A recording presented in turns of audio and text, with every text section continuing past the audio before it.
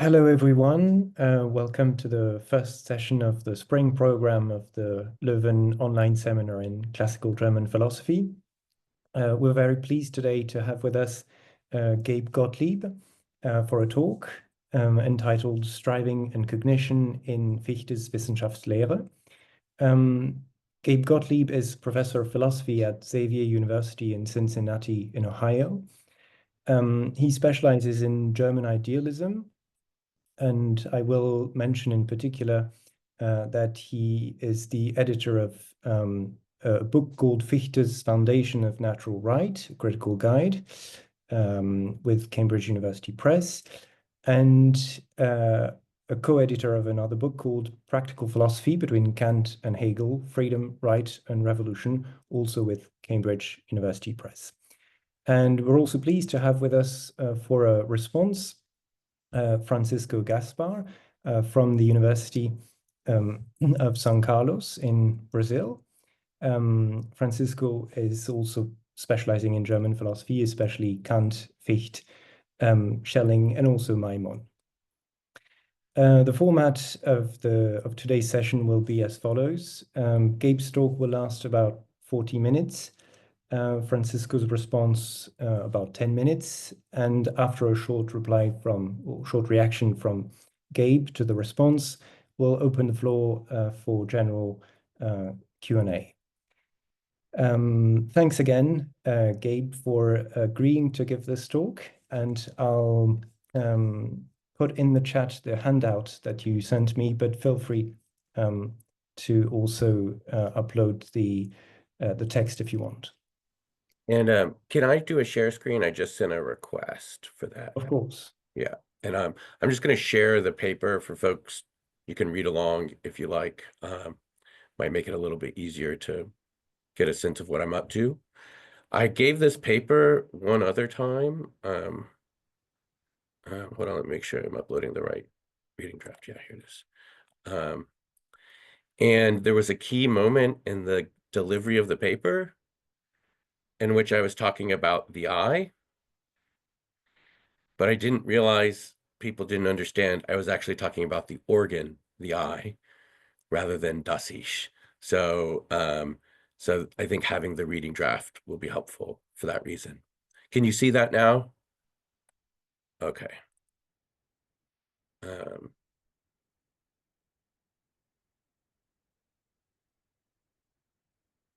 And is it scrolling for you too? Okay, great. So let me then just say thank you to Karen and Luis for the invitation, and everyone in Leuven who worked on putting this together, and just the workshops in general. It's such a great resource, and that you put these up online is really nice for folks to look back on. So thanks for the invitation. I want to preface this by I'm getting over a really bad cold, and that means I might be coughing throughout, but I'm feeling more or less better, so hopefully I won't cough too much. So excuse me for that. So the paper is titled Striving and Cognition in Fichte's Wissenschaftslehre. It's a full paper, so I'm really just going to read a section of it, really from kind of the middle to the beginning, and then from the middle to part of the end. I look at some objections to what I'm doing in the paper, but I'm not going to read those objections, and maybe we could talk about those later. Maybe you'll have them. So one thing I've cut out of the paper is the sense and like a discussion of what I mean by practical.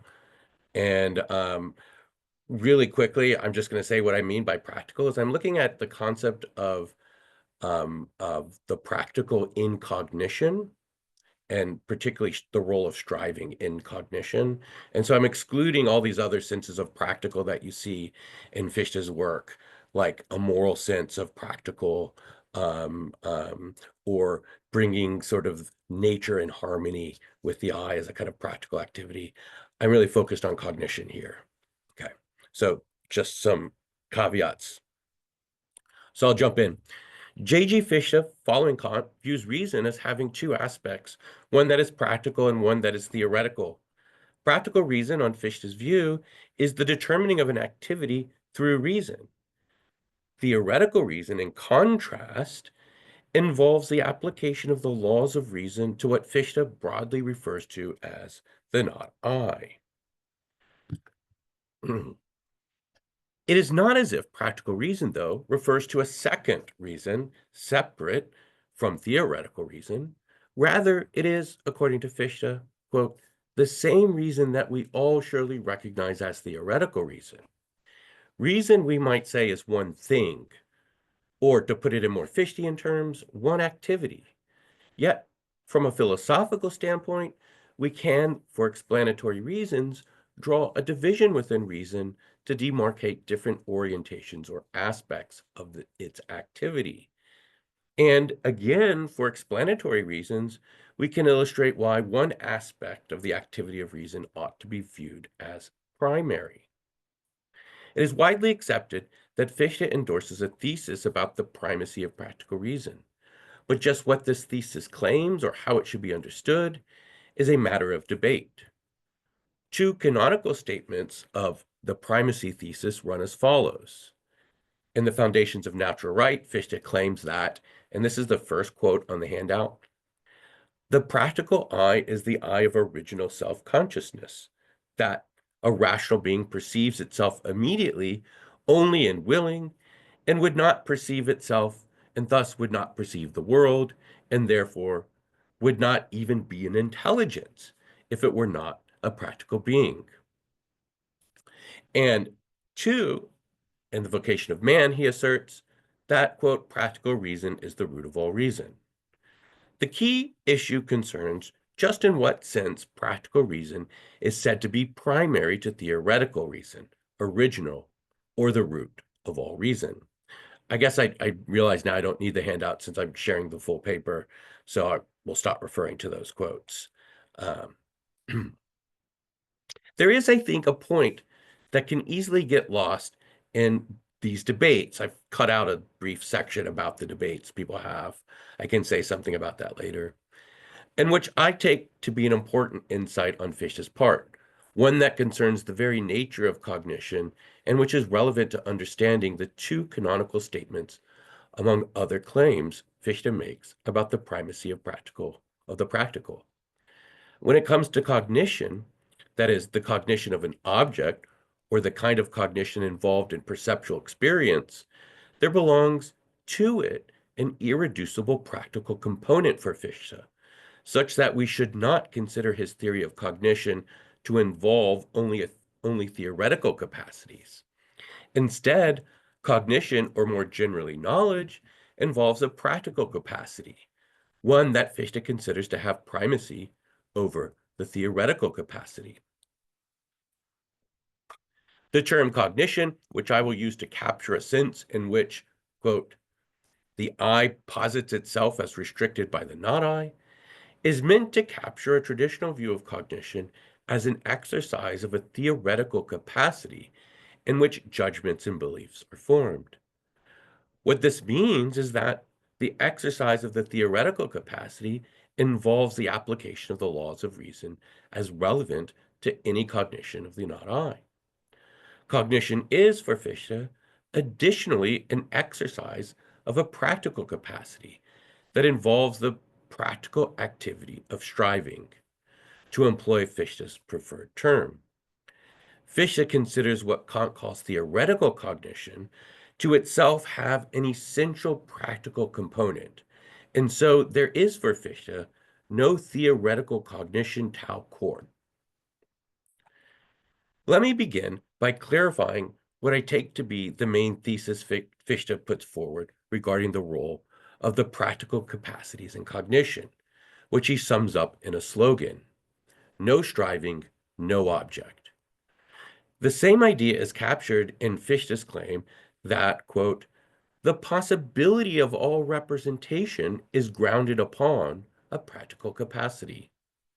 In part 3 of the Grundlage, Fichte attempts to show that theoretical knowledge, by which he means, at least in part, the cognition of an object, is possible only if, quote, the human being also possesses a practical capacity. So I'm going to move from a kind of discussion of theoretical to this practical here. The theoretical part of the Grundlage begins with the proposition, the I posits itself as restricted by the not I. This proposition, what I will refer to as the theoretical proposition, is said to follow from the three foundational principles of Part 1, in virtue of the fact that the concepts of divisibility and reciprocal determination reconcile the tension between the positing of the I, first principle, and the not I, the second principle.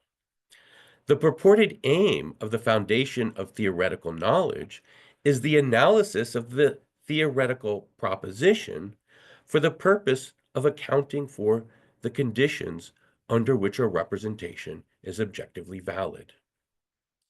In the Grundlage and the outline of the theoretical capacity, that's a text that he published just after um, um, um, this first version of the Wissenschaftslehre, and in some sense, it's an appendix to the theoretical part. In the Grundlage and the outline, Fichte refers to the theoretical proposition as a factum present in the mind. The factum consists in the claim that upon a check of the original activity of the I, the power of imagination produces a representation that is constituted in virtue of an activity of the I that extends into the infinite equal to B, and a finite activity of the I that posits a boundary equal to A. The I's positing of a boundary is initiated famously by an Anstoß on the I's original infinite activity. A difficulty arises concerning how it is that the infinite activity equal to B is reconciled with a boundary equal to A. One might think that it is the work of the imagination that reconciles the two, but according to Fichte, the imagination is itself the source of this tension, as it hovers or oscillates between them, A and B, holding them, if you will, present for the I itself. Reason, Fichte asserts, does the work of reconciling the activity of the I that extends to infinity and the activity of the I that posits a boundary in response to the Anstoß. As he puts it, quote, reason intervenes, thereby producing a reflection, and determines the power of imagination to assimilate B into the determinate A. The activity of reason limits the infinite activity of the imagination by incorporating it through reflection into the limit set by A. There's a natural question to ask about what Fichte's description of reason's limiting of the imagination and representational activity amounts to. What is, we should wonder, the nature of this reason that intervenes by producing a reflective act that determines the power of imagination? Reason, as we know, has two aspects, a theoretical and practical aspect. What aspect of reason, then, is operative when reason intervenes to determine the power of imagination to assimilate B, infinite activity, into the determinate A, the positing of a boundary? Fichte's first answer is that it is a theoretical reason. In the quote, in the case of theoretical reason, he writes, the power of imagination deals with this infinite B in just the same way as before, and it continues in this way until it has achieved the complete self-determination of reason. There's a key point in this passage that must be clarified. What exactly is the same way in which the power of imagination has previously dealt with B?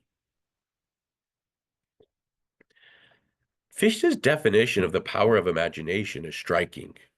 Einbildungskraft consists in the reciprocal relationship of the I with itself. The reciprocal relationship, though, is of a specific type. It is a relationship between the infinite aspect of the I, B again, and its finite aspect, A. The intelligibility of the infinite activity of the I is possible only if it is grasped in relationship to its own limitation. There is obviously a conceptual dependency of the infinite on the finite and vice versa. But this is not exactly Fichte's point, as his point is not merely a conceptual one as much as it is a metaphysical one.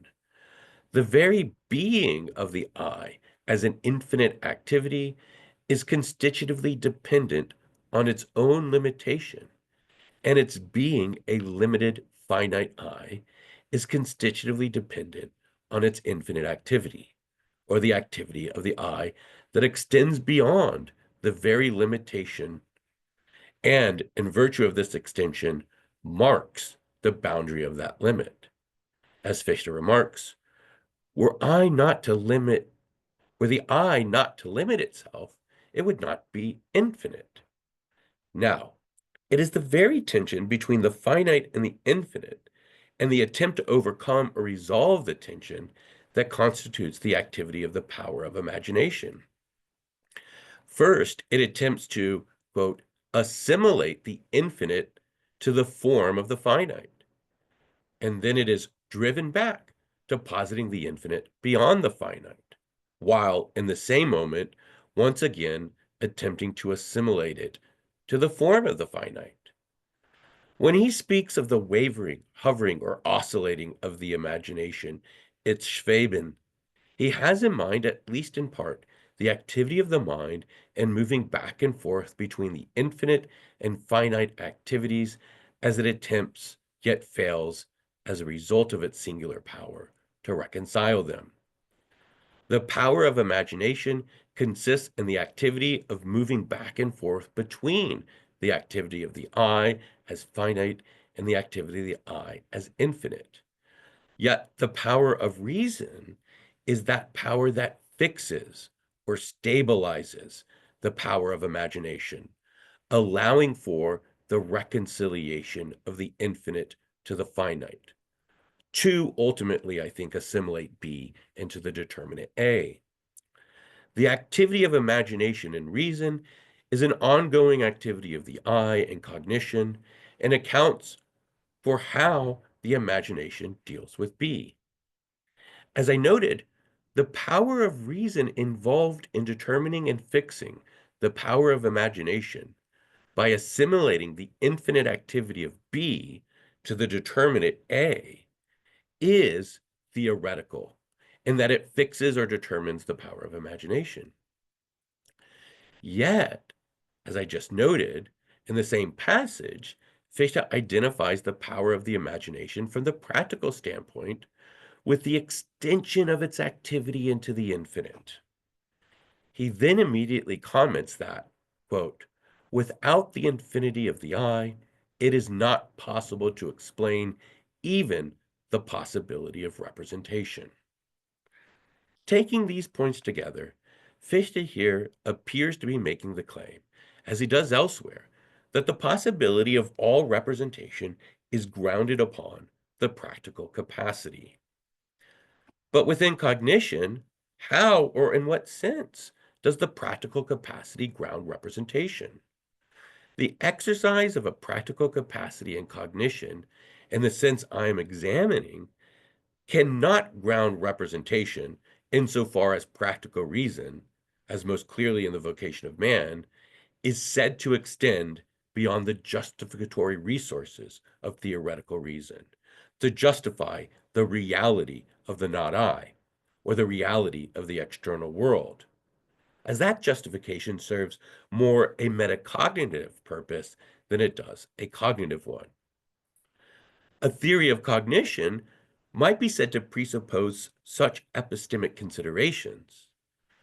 Additionally, the aspect of the view of cognition I have been recommending is not suggesting, however right a suggestion might be, either about Fichte's theory of cognition or cognition as such, that, quote, how one experiences the world, how one represents any object, is determined in part by one's practical aims or one's practical orientation to the world.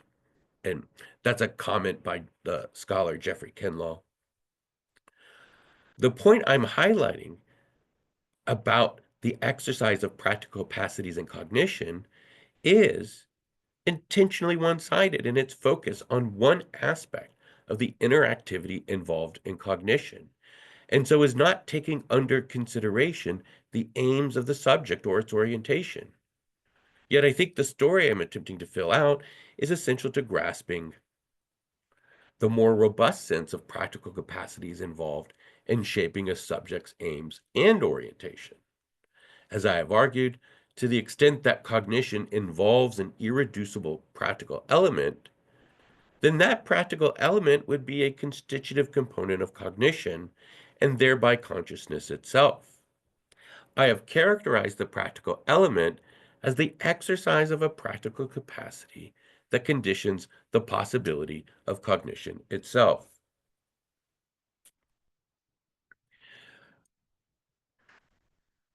Practical capacities and striving.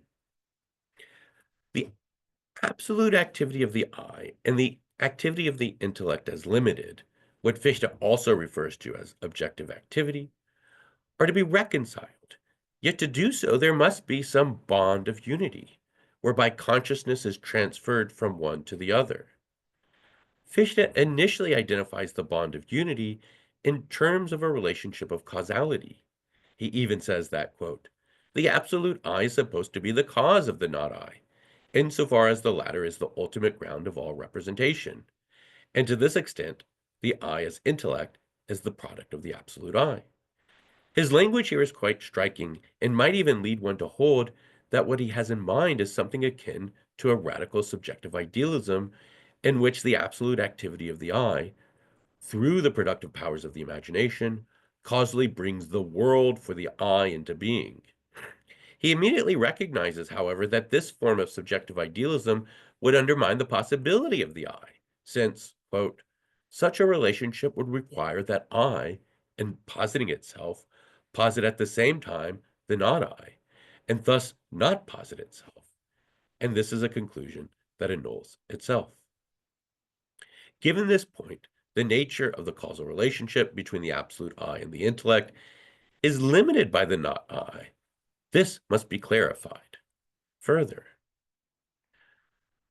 Fichte actually shifts his language from causality to conformity in the remarks that follow, recalling the language of Kant's Copernican turn.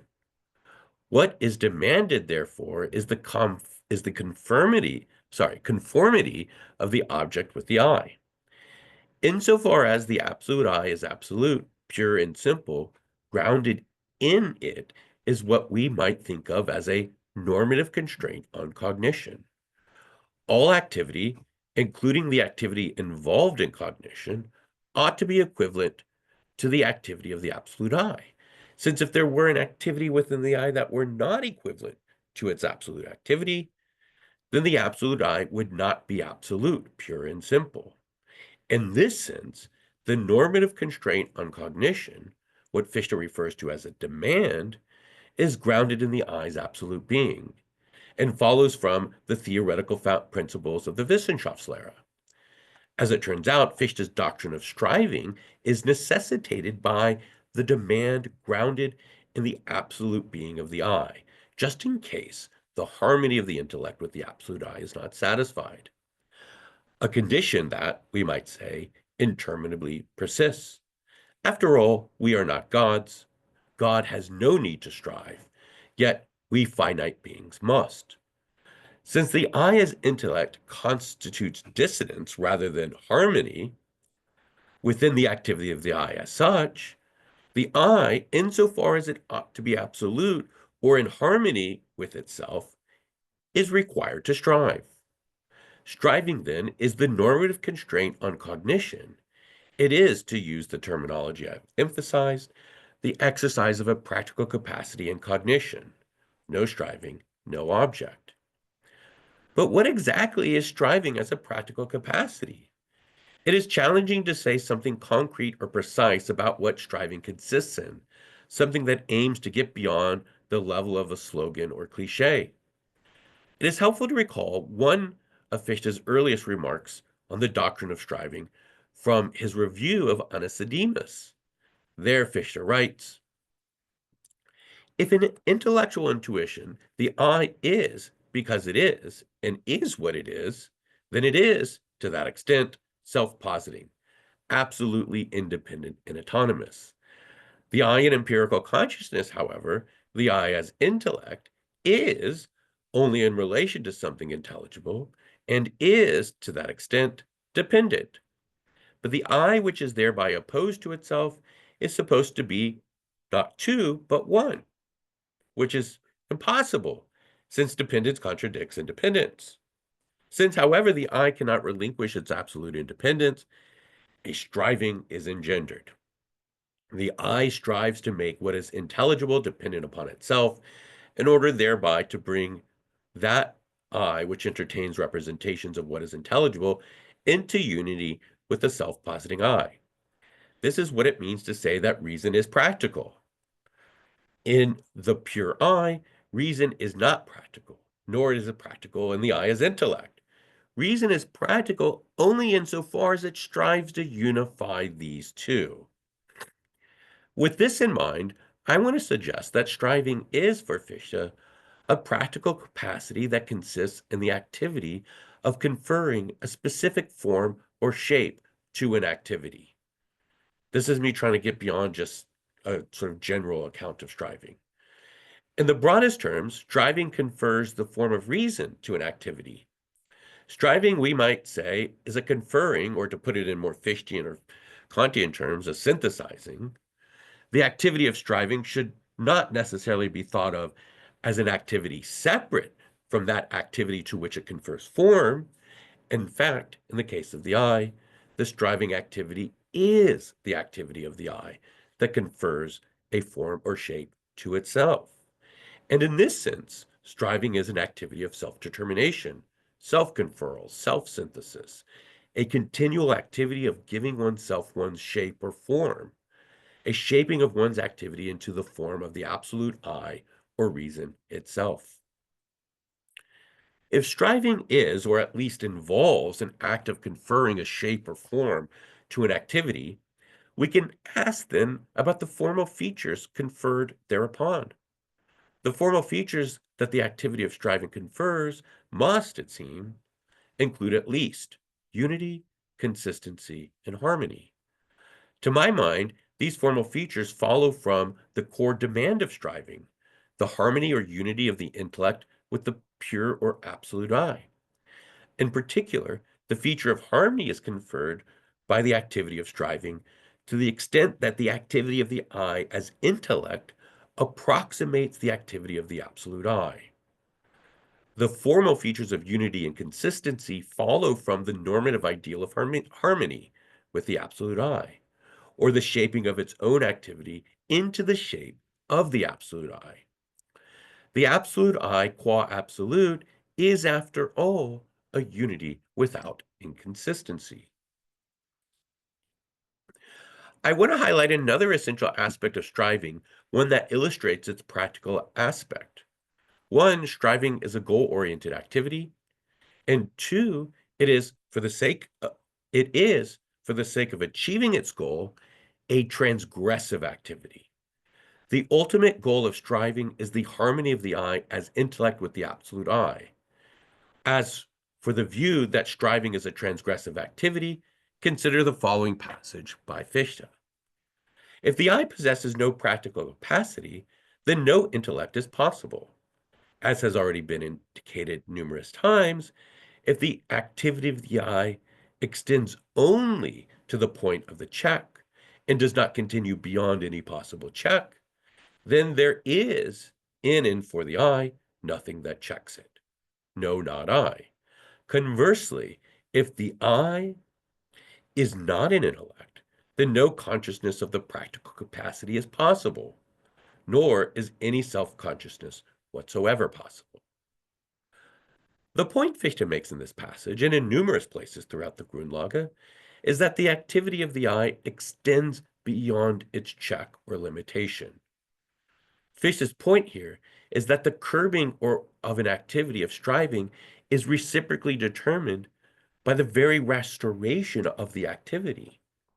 Furthermore, it is in virtue of its being limited or checked that the eye is capable of reverting back into itself, as I can only reflect upon that which is finite. By turning back on itself through a self-feeling, the eye is aware of itself as itself.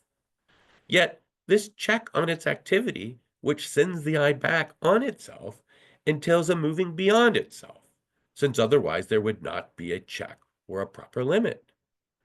The very constitution of the check as check entails a determination of the check through its transgression. At one point, Fichte summarizes his analysis of the compulsion afforded by the check in less abstract terms. Quote, I see something, and at the same time, I have a feeling of compulsion that I cannot immediately explain. Yet this feeling of compulsion should be explained. I therefore relate what I see to my feeling of compulsion and say that what I see is the ground of the compulsion.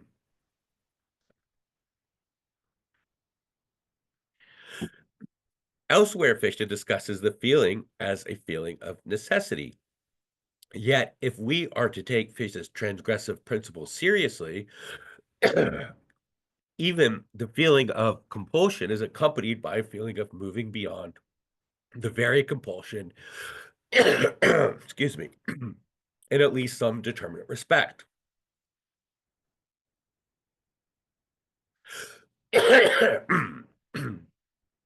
But what does it really mean to go beyond the check? Sorry, I'm gonna have to pause because my cough is hitting.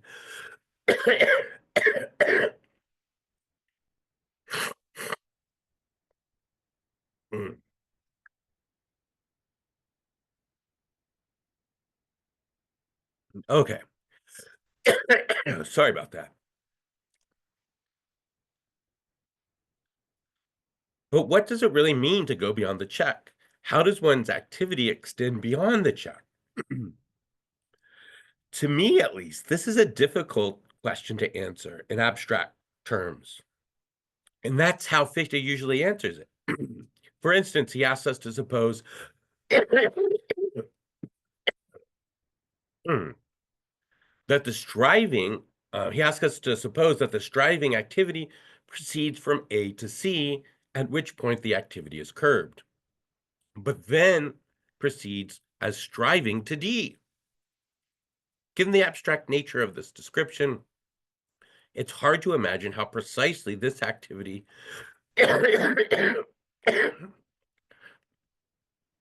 precisely this activity bears on the activity of representing an object. To get a sense of how striving in cognition extends beyond its limitation, let's consider, by way of illustration, the example of color constancy, a phenomenon of empirical consciousness. We can take a look at a ceiling, or to use Fichte's famous example, the wall. So take a minute and do that. Look at your ceiling, look at your wall. If it's like mine, it's white. We can all see that it's white. However, if we attend more carefully to colors of the ceiling as it is presented to us, as it shows itself, if you will, say we look at the corner of the ceiling where there are shadows, we now see that the ceiling is not exactly white in all places, as the shadow casts a darker shadow of white. Nevertheless, we are conscious of the ceiling as white, not a manifold of colors. Even if upon inspection, we too can be conscious of the manifold of colors presented to us. that it is different shades caused by the shadows reflected on the ceiling. Despite this manifold, we are conscious of the ceiling, that particular object, as having a single, relatively consistent or constant color. This phenomenon is called color constancy. Here's how one expert describes the phenomenon. Color constancy is usually taken as the effect whereby the perceived or apparent color of a surface remains constant despite changes in the intensity and spectral composition of the illumination. So to consider another example, a handful of strawberries illuminated by sunlight is judged to have a constant color, even when thunderclouds roll over above, altering the conditions of illumination and the redness of the strawberries. While in the scientific literature there is some debate about how to best explain the phenomenon, I will use the case of color constancy to consider how the exercise of the practical capacity of striving functions to shape the subject's cognitive activity. So I'm going to try to use the case of color constancy to make all that really abstract stuff I was doing in the first part of the paper more concrete. To do so, I'm going to draw a connection between Fichte's doctrine of striving and his diagnosis of the dogmatist view of cognition in the first introduction to the 1797 text Attempt at a New Presentation of the Wissenschaftslehre. I am particularly interested in how, on Fichte's view, the dogmatist theory of cognition might attempt to explain color constancy. According to Fichte, dogmatism is supposed to explain representations, and it tries to make a particular representation comprehensible on the basis of an efficacious action of the thing in itself. The dogmatist, however, is not permitted to deny the testimony of immediate consciousness regarding representations. Fichte's complaint against the dogmatist theory of cognition is that it lacks conceptual resources for denying the immediate impressions caused by the efficacious action of the thing in itself.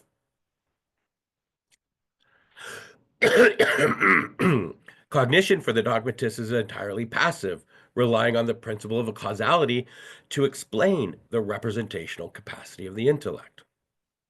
But Fichte thinks that the dogmatist framework is conceptually deficient.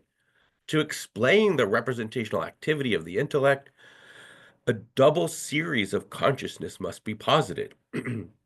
A series of being and a series of observing, a series of what is real and a series of what is ideal.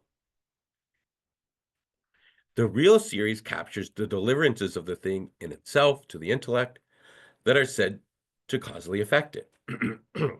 At this point, the dogmatist is said to have given an account of how an object is represented by an intellect in naturalistic terms by appealing to the principle of causality. But they have at best only shown that the object causally interacts with the intellect, not that the subject has a conscious representation of the object in virtue of this causal interaction. They have not established, as Fichte puts it, the transition from being to representing. For mechanical operations, Fichte does not think one can find, quote, an efficacious action that reverts into itself. Neither can one find the capacity, quote, to deny the testimony of immediate consciousness regarding representations, as the capacity hinges on a more basic capacity to revert back into oneself.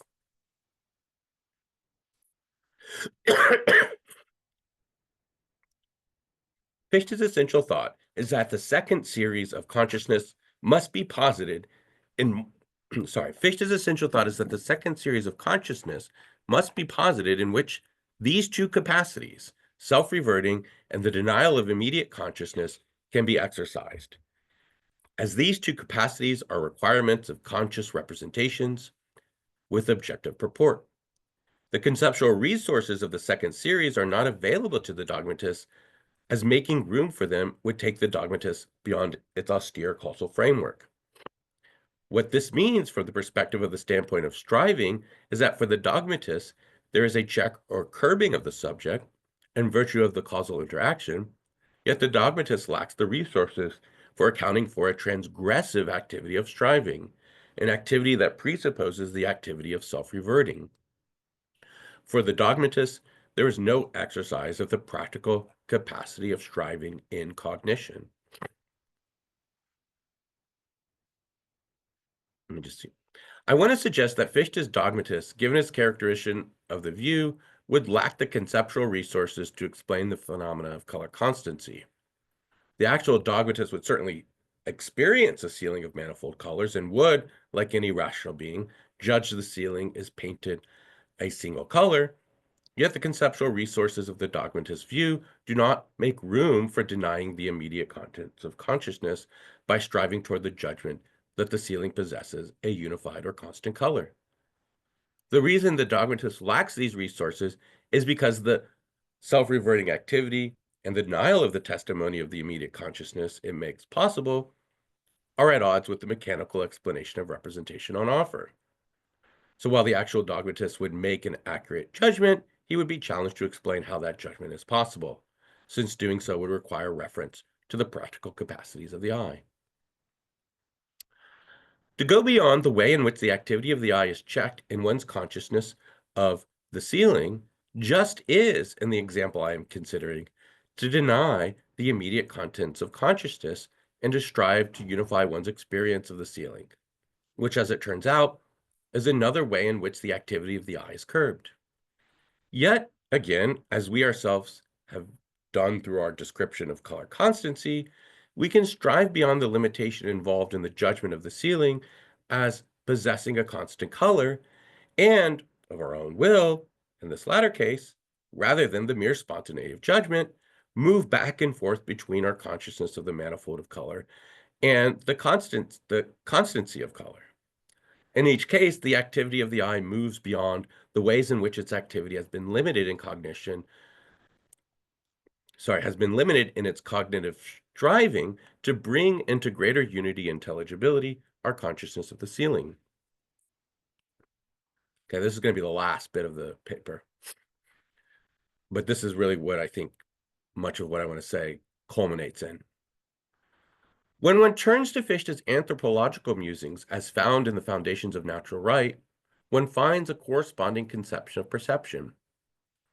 Quote, the cultivated human being is characterized most distinctly by a spiritual eye that reflects the heart's innermost stirrings. Here we mean the organ, eye, not das Ich. I am not talking about the fact that the eye can move around freely by the muscles that secure it, and that its gaze can be cast in this or that direction. This mobility is also increased by the human's upright position, but it is still mechanical in itself.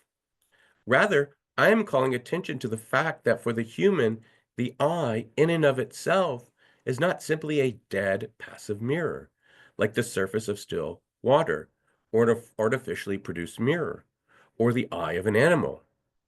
It is a powerful organ that self-actively circumscribes, outlines, and reproduces spatial shapes. It self-actively sketches out the figure that is to emerge from a raw marble, or that is to be projected upon a canvas before the chisel or paintbrush is set in motion. It self-actively creates an image for a freely constructed mental concept. Through this live, continual weaving together of parts, the eye, so to speak, tears off and throws away the earthly matter of these parts. The eye is transfigured into light and becomes a visible soul. This is why the more spiritual a person's self-activity is, the more spiritual is his eye. The less spiritual his self-activity, the more his eye remains a dull, fog-covered mirror. I actually think that last line is really troubling and embodies certain racist connotations, which I can speak about, but the points above are the ones that I want to focus on. Let me put this point this way. The activity of striving, insofar as it is an exercise of a practical capacity and cognition, can be said to be embodied in the very activity of the spiritual eye. It is the eye of the would-be dogmatist that is a dead, passive mirror, lacking in the activity of spiritual striving, the eye that they're essentially theorizing. We can see the striving of the spiritual eye in its self-activity. It's creating an image for a freely constructed mental concept. We must keep in mind that Fichte's point is not that the eye is active because it's moved under the direction of muscles. And it is not even the more sophisticated point that the eye darts around, this is called fixational eye movements, to construct a unified and stable image in consciousness, making up in part for gaps caused by the physical limitations of the eye of the eye, for instance, blind spots. So that's not even what he's talking about. The eye on Fichte's view is informed by and informs the conceptual activity of cognition. The eye's movements must minimally be shaped or informed by geometric or spatial concepts. He says the eye reproduces spatial shapes. Since if it were not, it would be incapable of distinguishing in itself active sketching the salient boundary or perimeter of one shape from another. And it carries out this spontaneous goal-directed activity, an activity that is already spiritual, for the sake of a mental concept or a representation of the objects to the subject. To put the point in contemporary terms, Fichte is claiming that the sensory motor activities of the eye are not merely mechanical, but in some sense conceptually informed. They exhibit a kind of practical knowledge, if you will. And the practical activity involved in the sensory motor knowledge is, at the empirical level, a striving, a continual transgressing of various limits on the activities of the eye, insofar as those activities extend out into the embodied I. Thank you.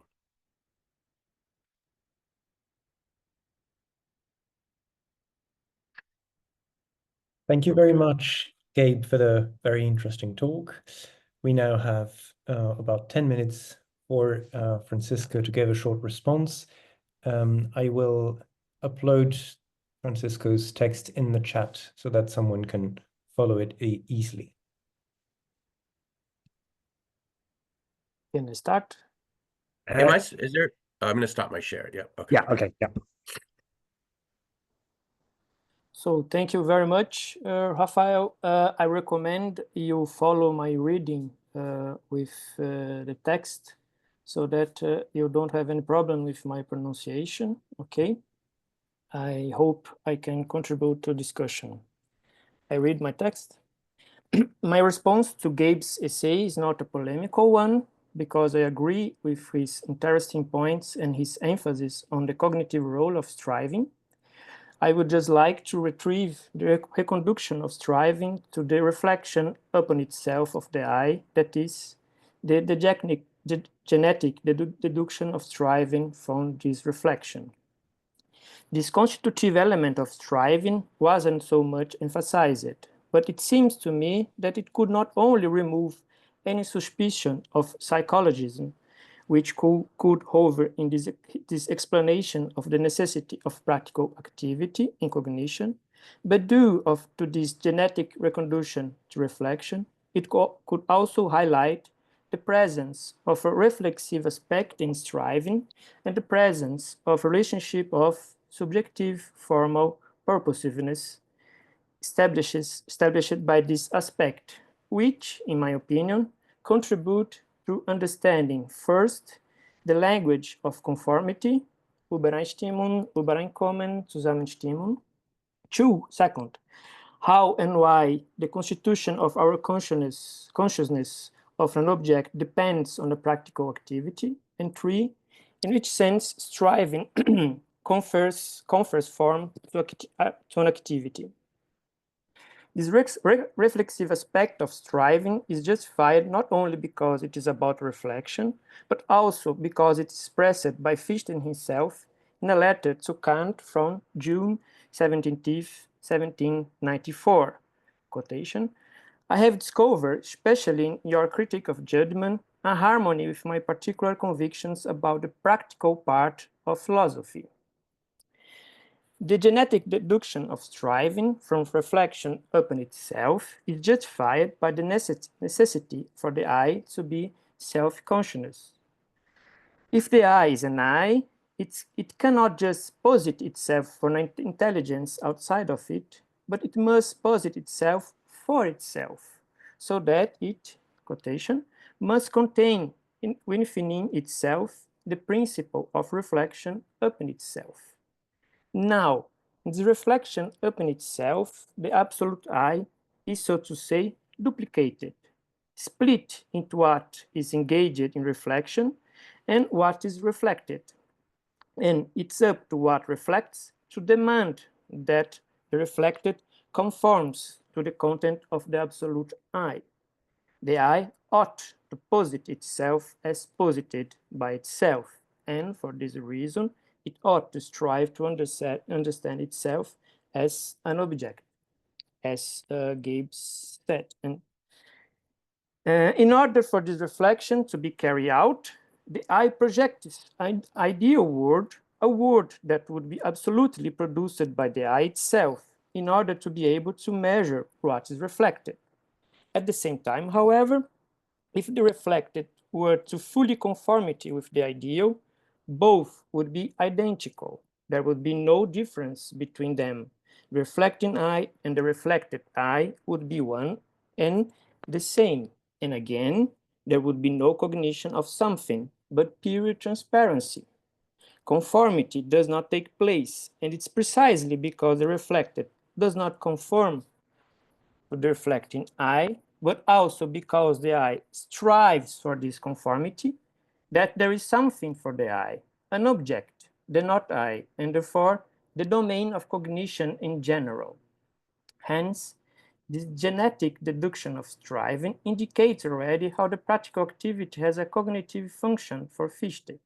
It becomes clear if with the consideration of its reflexive aspect. In order to understand the reflexive aspect of striving, to apprehend itself as infinite, it's worth briefly retrieving the most general characteristics of reflexive judgment for Kant and the relationship of subjective purposiveness that it establishes. For Kant, as you know, the judgment has a transcendental principle for reflecting on the particular empirical laws and forms left undetermined by the universal laws of the understanding, presupposing in them a unit that is projected through a representation of nature in which another understanding, a supreme reason, would have organized nature in these particular empirical forms for our reason. In other words, quotation from Critique of Judgment, if an understanding, though it be not ours, had supplied them for the benefit of, zum Behuf, our cognitive faculties, so as to render possible a system of experience according to particular natural laws.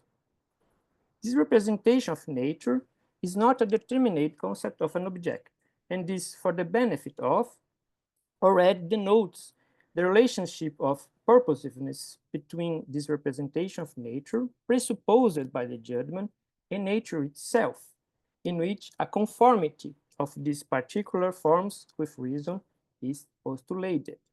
Quotation, this adaptation, Zusammenstimmung, of nature to our cognitive faculties is presupposed a priori by judgment on behalf of its reflection upon it, according to empirical laws.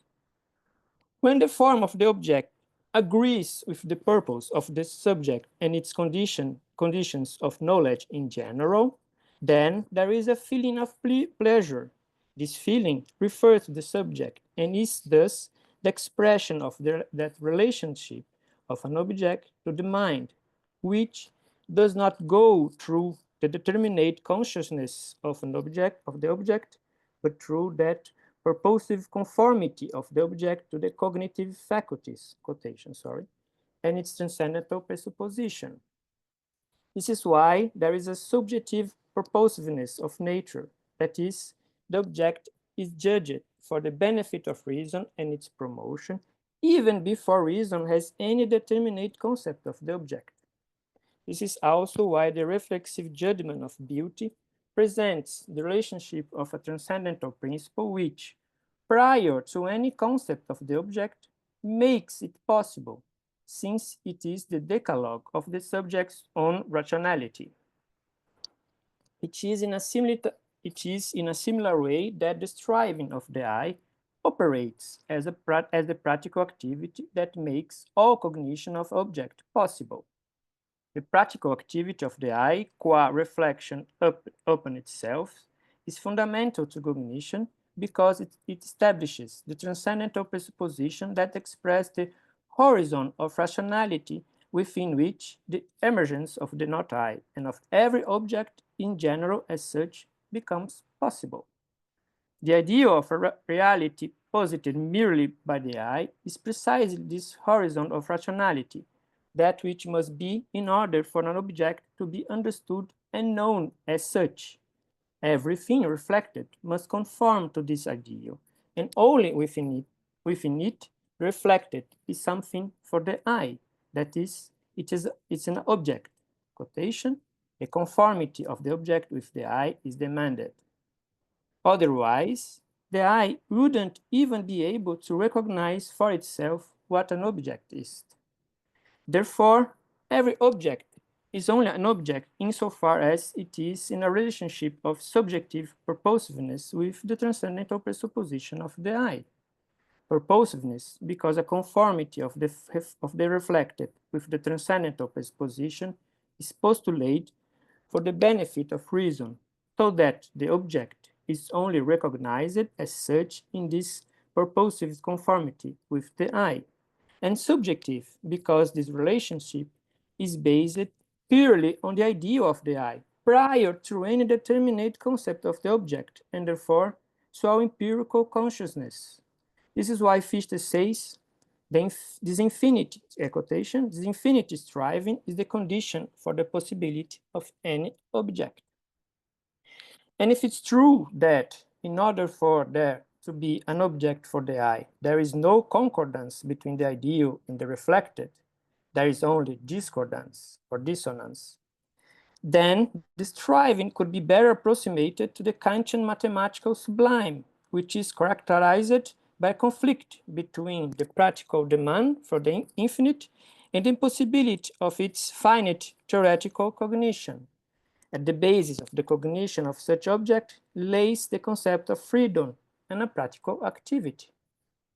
Thus, considering the reflexive origin of striving can help to shed light on how this practical activity has a fundamental cognitive function. Striving confers form to activity because it is striving to rationalize every not I according to the ideal of the absolute I, along the lines of Kant's reflective judgment. And for this reason, all representation activity and even all consciousness for Fichte are rooted in the exercise of this practical activity. In this sense, one must agree not only with the premise of the practical of the theoretical, but also with Gabe's beautiful statement that, quotation, there is for Fichte no theoretical cognition tout court. Thank you very much.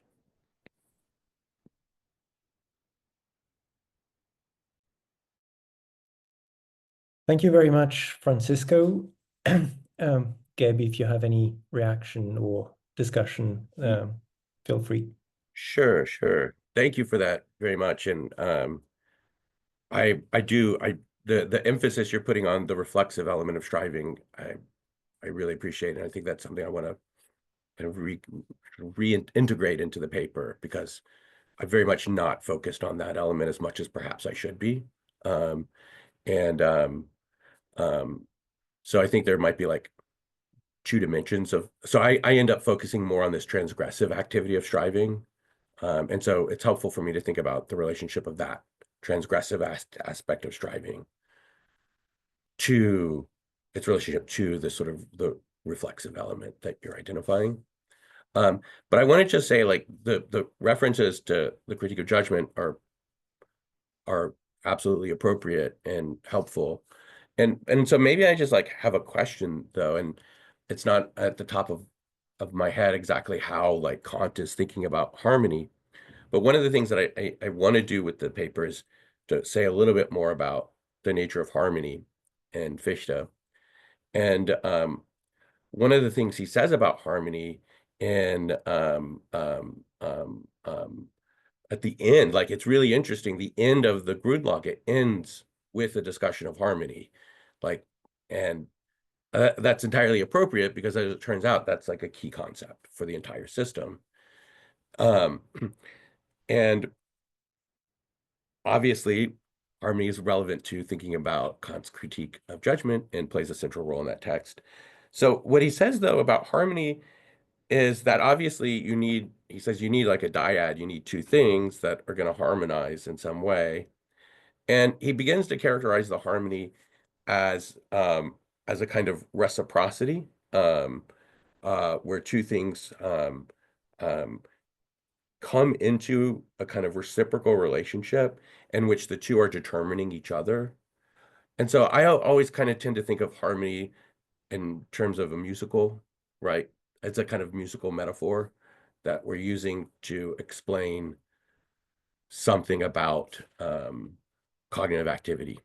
Um, and and so this reciprocal determining of two things, A and B, is where we get harmony for him.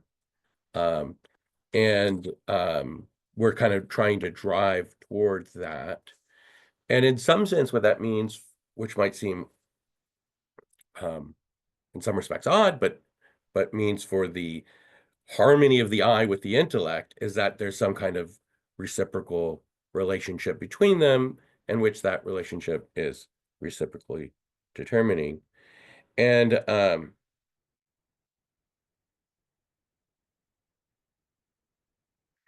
I just kind of wonder, maybe I'm just going to throw it back to you or anyone else. Like, does this concept of harmony differ significantly from the way in which Kant is thinking about harmony in the third critique?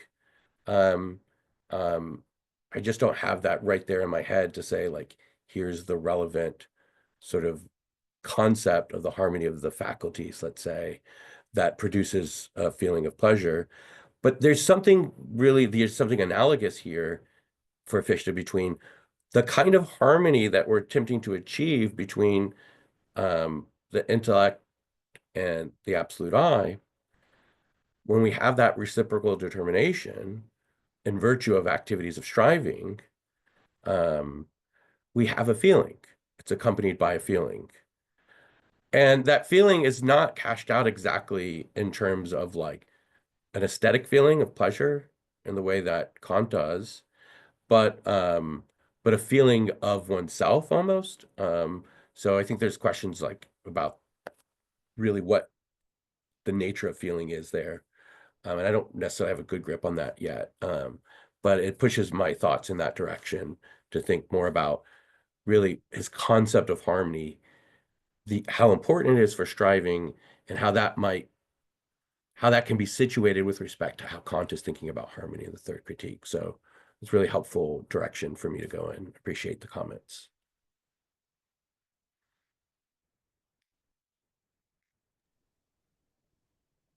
So Francis, that's all I have if you to say want right now. to say something, please go ahead.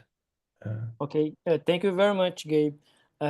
This comparison, this approximation between Fichte on the critique of judgment lays at the fact that the striving as practical activity functions before we have, or the reason have, any determinate concept of an object. And this is exactly what reflexive judgment does. Yeah. And therefore we can make this approximation, I think, and feeling in the feeling is the expression of a subjective limit and a subjective striving for Fichte. Right? And feeling by Kant is also a subjective element in the function of reason. And then I think striving lays exactly in this moment before we have determinate concept of subject. Exactly Right. as reflexive judgment functions. Right. And so I think that's helpful. One of the things that I want to think about there is, yes, I think you're right. So with the example of the color constancy, like I want to suggest that is like there, to put it in the more Kantian terms, there's a reflective activity in terms of reflective judgment going on and coming to a cognition of of the color of the wall or the ceiling. And so reflective judgment is going to be very helpful, I think, there for making sense of that. But I wonder to what extent so my thought is, in certain cognitions, if not, or in all cognitions, according to Fichte, I think is the thought, there's a transgression beyond the Anstoß, that there's an Anstoß of which we feel, but also have to move beyond. And so I kind of wonder, like, what if reflective judgment, if that's something beyond, because the reflective judgment it's sort of arriving at, but not the transgression. And there's this transgressive element that I think is one of the things I really want to sort of emphasize. And so I wonder, yeah, any thoughts about that? Or yeah, that's maybe a way in which we can draw a contrast, like between how Kant's thinking about the formation of a judgment, let's say, and Fichte. Perhaps we can find this transgressive aspect in the idea of the eye of the striving. That we never fully we find never fully conformity to this ideal, and then there is always a transgression. Great. Yeah, Thank you That's very much. Thank you very much. Thanks to both of you for the discussion. We can now open the floor to general questions and answers from the audience.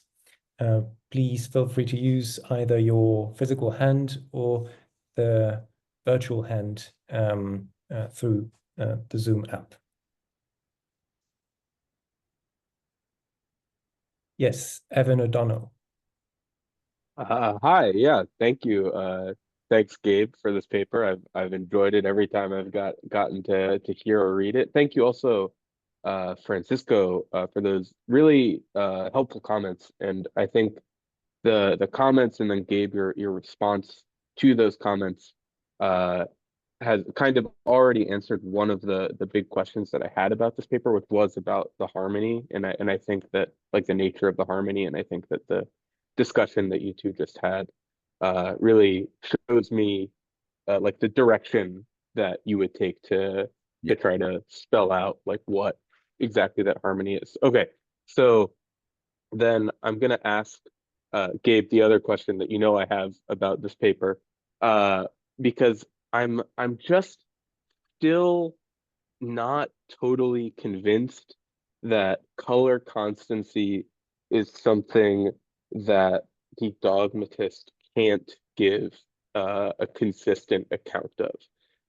And so we've talked about this before, but just for the benefit of asking the full question, my thought is that if, like, what the dogmatist is doing that the idealist doesn't want to be doing is, like, let's say, like, placing like the basis of cognition in the things themselves rather than in the eye or something like that.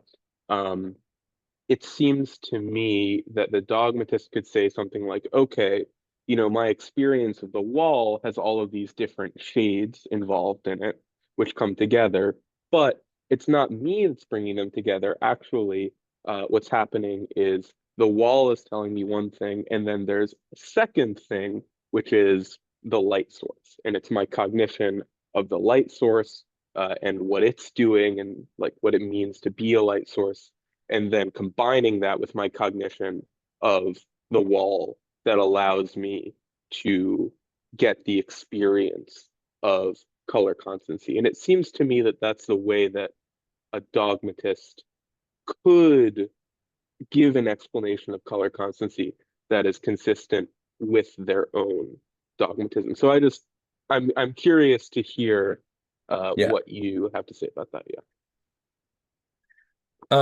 So the point is that there are two kinds of causal interactions between two things in themselves. One is the thing in itself as the wall given to us, and the other is the thing in itself as light is given to us. And what we have to do as the dogmatists is to bring these two things together in a way that, and to put it in Fichte's terms, denies the testimony of consciousness.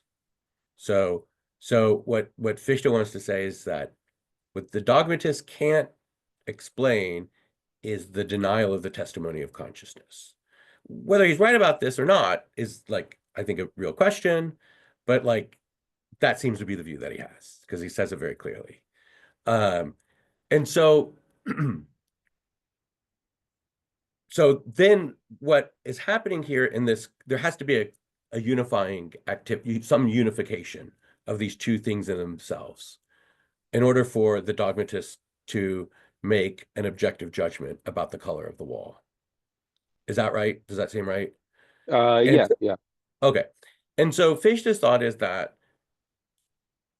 if that's the case, then the dogmatist has to look at the wall and say that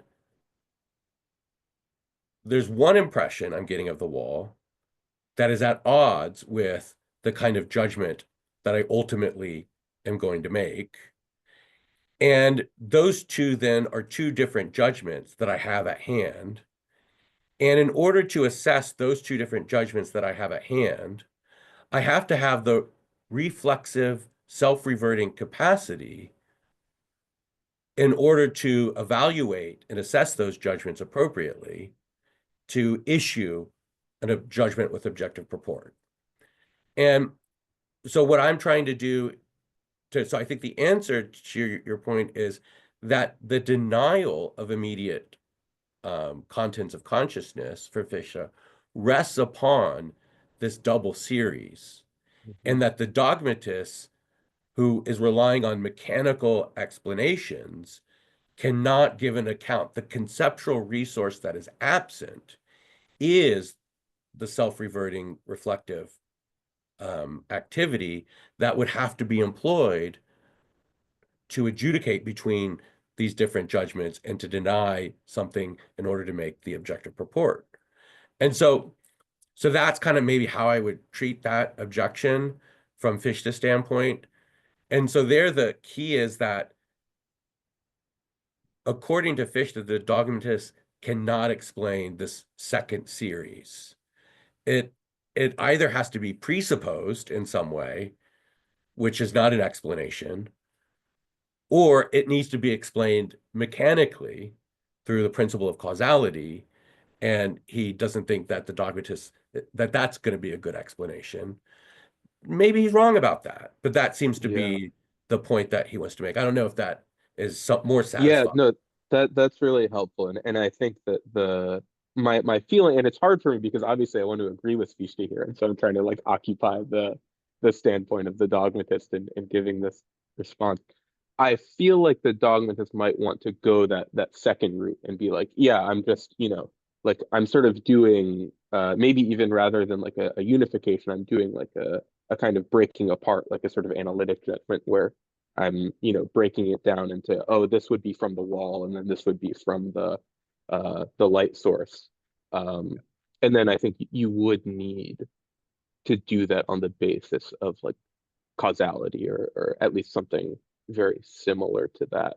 And then maybe that's where like the disagreement goes from there. But I think I see now like the direction that Fichte would want to take it. Yeah, thank you. Yeah, thanks for that. Other questions? Yes, Karen. Yes, thanks, Gabe, for the paper. I have a question concerning Fichte's use of the term practical. Because it seems to me that he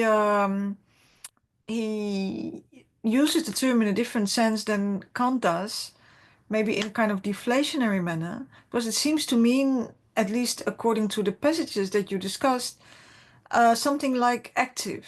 Yeah, so striving is an activity. And to me, it's not clear what the term practical really adds to the term active. So that's one part of my question. But then, to me, it was not really clear whether Fichte uses the term practical in this, as it were, limited sense that you focused on, and also in the more a specific sense in which Kant uses it, namely to refer to everything to do with freedom and morality. So is he operating with a twofold notion of practical, or is he blurring the distinction between the moral or the use of the term in the moral context and the use of the term in the theoretical context?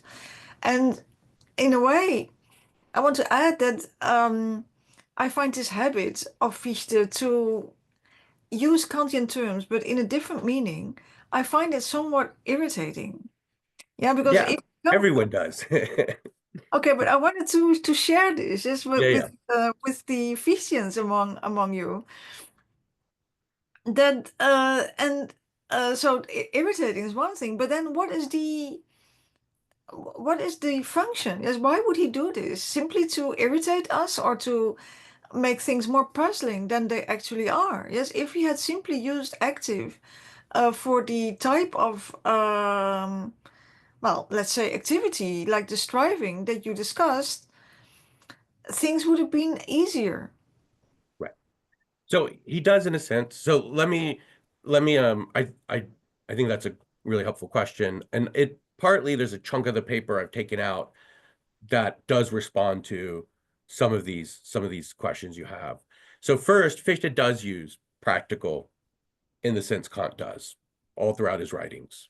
And so, but unfortunately, Fichte was not as I think not as rigorously consistent, even though he's this great systematizer and so on, as Kant in the use of his terminology.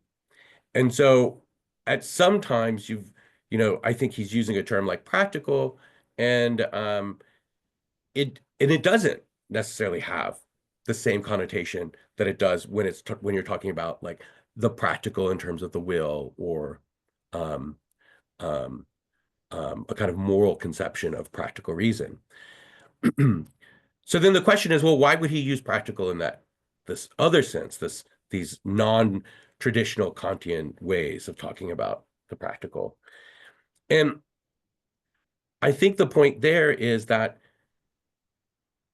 if we were to go simply with the term activity, there are various kinds of activities, some of which might be determined activities, some of which might be self-determining activities.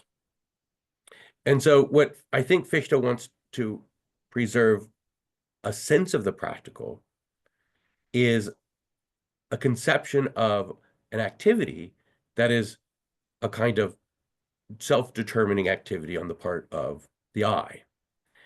And what I take him to be doing, and I do think this is not a straightforward move within the kind of Kantian framework, is to be saying that within our cognitive activity, there is a practical element insofar as we are self-determining with respect to the constitution of our representations for us.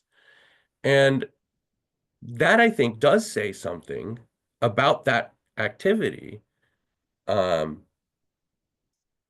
He could just say self-determining or something like that, but he wants to identify that there's a core element to the practical that runs from this bare, minimal, reflective practical activity all the way up to the more robust sense of practical activity that's involved in like moral deliberation and so on.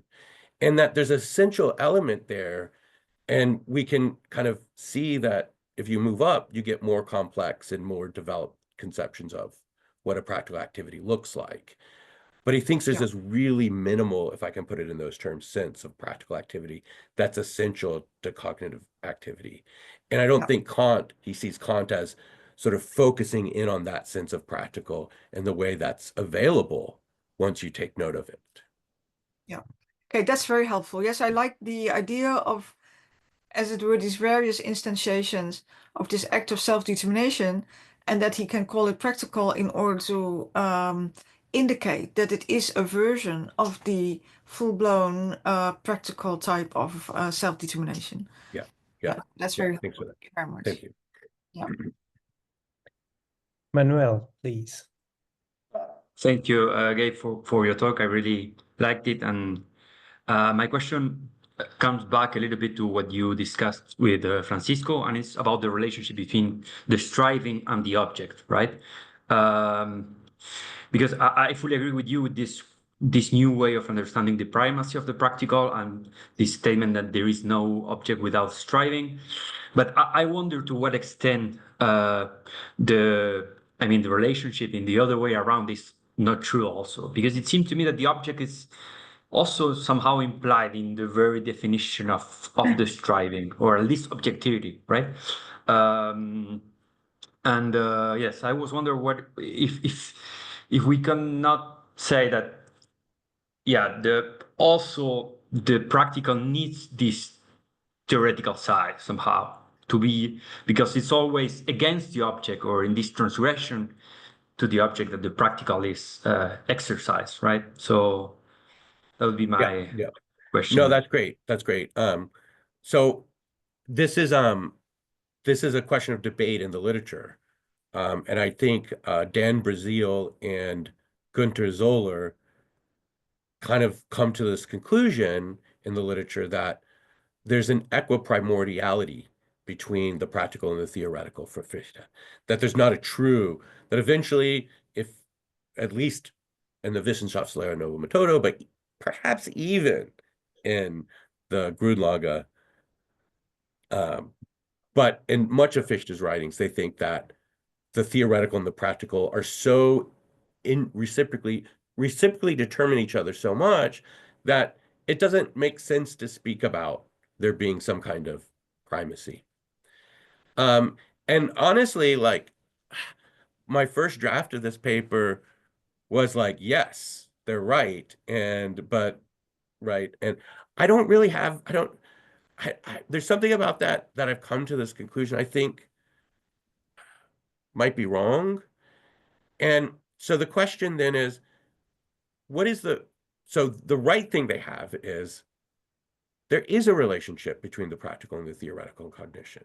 No one's going to deny that, right? It's not like it's practical all the way down. But what I think Fichte can do is and I think what he is doing is he's situating the practical as undergirding the theoretical, in that the theoretical is a way in which practical activity is brought to bear on the object or what's given to us, let's say, and that the theoretical element ends up being a kind of species almost of the practical. And so not being equiprimordial, there's a kind of genus species relationship. That's like where my thoughts have started to go in writing this paper, but I don't know if I can truly back that up and if that's really what he's saying. But there are moments in the text and that lead me to think that in some way that's how he's thinking about the relationship to them. And that would reject the kind of equiprimordial thesis. So. Thank you. Luis, please. Okay, so yeah, thank you so much, Gabe. This was really nice. I really enjoyed the paper, and I hope to read it so in a published format. So yeah, I have a general question also related to your views on the practical. So there is this passage in which you mentioned Kinglaw's interpretation, that somehow, so he sees the practical as somehow subordinating theoretical cognitions to the purposes of the eye. And in your reconstruction, you don't use a lot the word purpose, and you seem to focus much more on this self-determination aspect. So what does it mean in terms of the primacy of the practical? Does it mean that it's just one specific aspect of the practical that has the primacy over the theoretical, or do you think that there is an argument to make that the full-blown practical, including all these other aspects, also has primacy over the theoretical? So how do you see this? Yeah, great. So big point is, I think as I've been writing this paper, I've started to think that there just might be different senses in which there's a primacy of practical for Fichte. That as that concept operates in his work, it just might not be all. There just might be different ways in which he intends that primacy to be understood. And so in that sense, that gives me the opportunity to say, here's perhaps a specific way in which we can talk about the primacy. That is the role of striving as conditional for the kind of as conditional for theoretical cognition, let's say. But there are going to be other ways in which we might think about the primacy of the practical. And one that I note in the paper is how it gets characterized in the vocation of man. And even, I think, there's a version of this in the Grundlage as well, where in the vocation of man, he's very clear that if someone happens to question you about the existence of another being, or the existence of the external world, or even the existence of duties, well, you can refute them practically from the practical standpoint. And you can show from the practical standpoint that there is a world, or there are duties, and so on. And that's a different sense of the primacy of the practical than the one that I'm trying to outline in the paper. And I think that that's a different enough sense of the primacy of practical that it's not clear to me that there's a direct connection from one to the other, right? That is, you get this kind of primacy in the cognitive, it then is going to follow that you get the same kind of primacy when it comes to justifications of the world or others. Theoretical reason can't do it, so you got to use practical reason. So that started to lead me to think that there's just so much primacy for Fichte. Some of these arguments are just different types of arguments in saying different things. I'm not sure, but that's sort of where I am at it right now. Okay, great. But there was another point to your question, though, and I think I forgot what it was. No, yeah, just the notion of purpose that you don't use a lot, and you could just flesh out a little bit the differences between your position and Kinlaw's. Yeah. So I think there's a lot of agreement between me and Kinlaw. It's that where I want to sort of move things is deeper down into, if you will, the cognitive activities of the eye. And I think in some ways he's more invested in a conception of practical rationality and how the primacy of the practical is shaping our practical action, and the role of cognition in some respects as agents acting. And so he, at certain moments, relies on this idea that our practical interests inform and shape cognition in some way.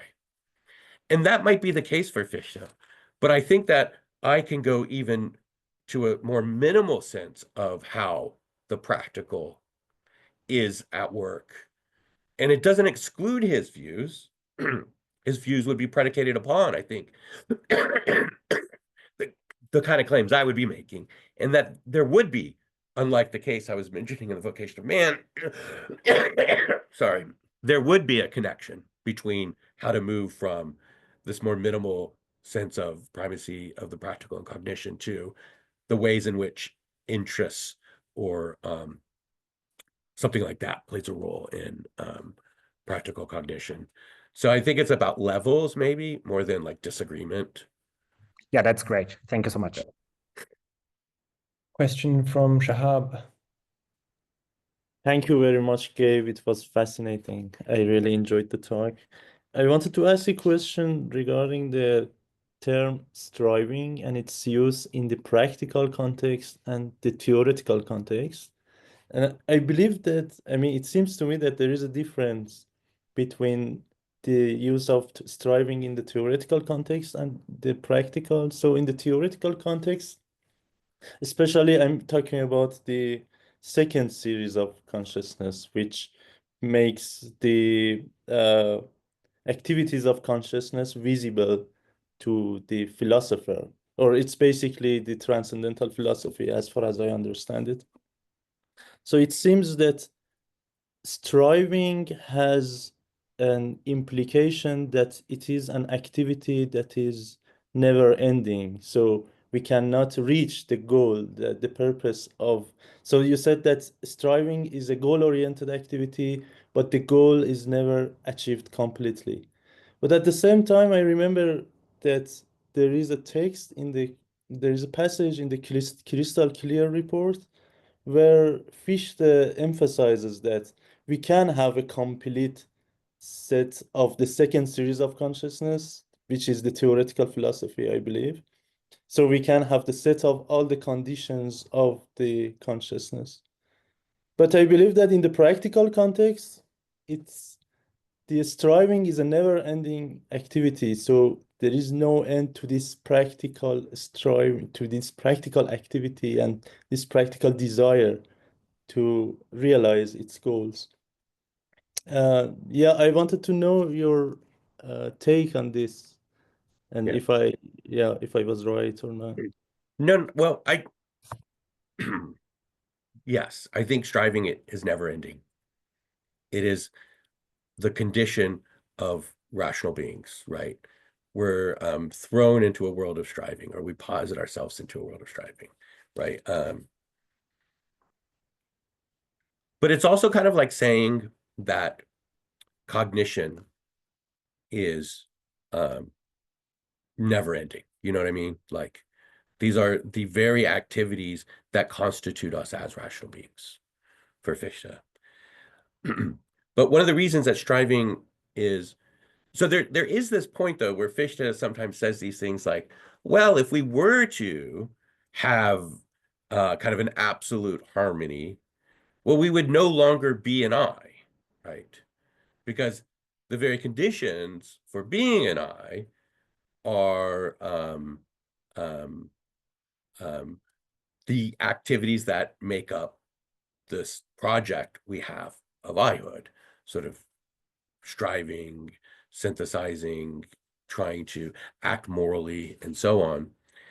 And so I think that that's like one reason why there is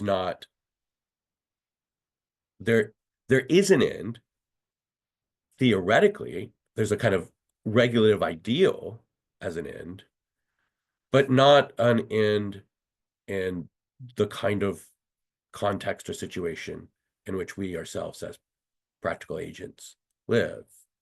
And I think also, you just comment kind of brings up for me these questions about the thing in itself for Fichte, where I think one of the reasons he's sort of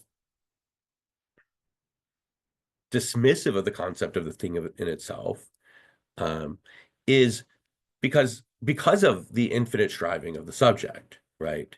And that that what we're doing is kind of striving to get further determination of the thing, and the fact that we can get further determination of the thing entails that for him, I think, we don't need to posit that there's some thing in itself that stands outside of any particular determination on our part. The reason we end up not having full determination of, let's say, the thing, or some X, is because we're finite beings striving to bring the world into a certain kind of harmony. And if we weren't finite beings and we were infinite beings, then that would be a different story, right? And so I'm not sure if that fully gets at what you're asking, but I sort of some thoughts that it stirs for me. No, thank you. That was quite useful, especially at the end that you said it's because we are finite beings that we cannot reach, and it's an never-ending activity, basically. Yeah. Yeah, thank you. We have one final question from Timothy France. Oh, thanks very much. I wondered if you could, well, first of all, very simply, I wonder if you could say a little bit more about your main thesis that for Fichte, there's no theoretical cognition to courts, right? And that led me to more the specific question, if you could say anything about maybe Fichte's take on the more advanced natural sciences, right? I mean, so from this perspective of the primacy of practical reason, would Fichte countenance like a natural science that would be theoretical to court about at least the limited realm of nature, or would it not? Like, would even there be then that sort of a sense call into question, you know, like natural science's purported claims of objectivity over the physical world or something like this? Yeah, so that might mark a difference from Kant. But in any case, yeah. No, I think like so what I want to say is that when we're doing natural sciences, we're judging the world, right? And we're, insofar as we have judgments about the world, we're attempting to get our judgments to be the kind of judgments that have objective purport. And so we're invested in objectivity. As an idealist, Fichte's claim is one of the conditions of objectivity is some contribution on the part of the subject. And what I'm suggesting is that there's a contribution on the part of the subject that has to do with its striving activity to confer some kind of form or shape that brings the world into alignment with reason or the absolute I. And in that case, we're not taking something and trying to shoehorn it into a practical context. And in virtue of shoehorning it into a practical context, taking it outside of the realm of objectivity, where maybe my own practical interests happen to be shaping what it is, or my own moral philosophy, if you will, happens to be informing my objective judgment. We're not doing that kind of thing. Instead, the thought is that the very cognitive activity from a transcendental perspective that's necessary for me to make an objective judgment about the natural world is one in which this striving activity is operative. And in that sense, there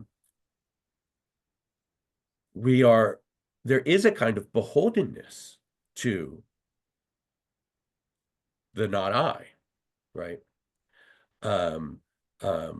Because you can't have like the check, if you will, the Anstoß, the limiting of oneself is a kind of beholdenness to what is not I. If we lacked that, we couldn't get objectivity off the ground, right? So the thought then is that the practical striving is necessary in order to give shape or form to and reflects, and to sort of highlight Francisco's points to me, so the reflexive relationship such that I'm in a position to make the objective judgment in the first place. And so and that's why I want to stress, like, it's not an attempt to bring the moral or practical interests into cognition and then into theoretical judgments about the natural world. But on Fichte's point, to show how even those judgments rely on and depend on a certain kind of practical activity that may not be as evident as it could be, if you will. So maybe that, I'm not sure what I said, but I think I said something to answer your question. Sounded very good, I think. Yeah. So I see we have still another question, which we can keep perhaps for the informal part. I think we can stop the recording here. Thank everyone for the discussion, and especially Gabe for his replies. And everyone is welcome to stay for informal chat. Thank you, everyone. Appreciate it. Perhaps just a quick announcement before the informal part to let you know of our next session, which will be in 2 weeks. We'll have another talk by Johanna Reisbeck, entitled Spinozism and Schellingian Naturphilosophie in Günter Rode's Melete. And we'll have a reply from Kristin Giesdahl. And the program is on the chat, so yeah. Exactly. Yeah. I should say I've got about roughly like 12 minutes. I have to actually go teach in a little bit. So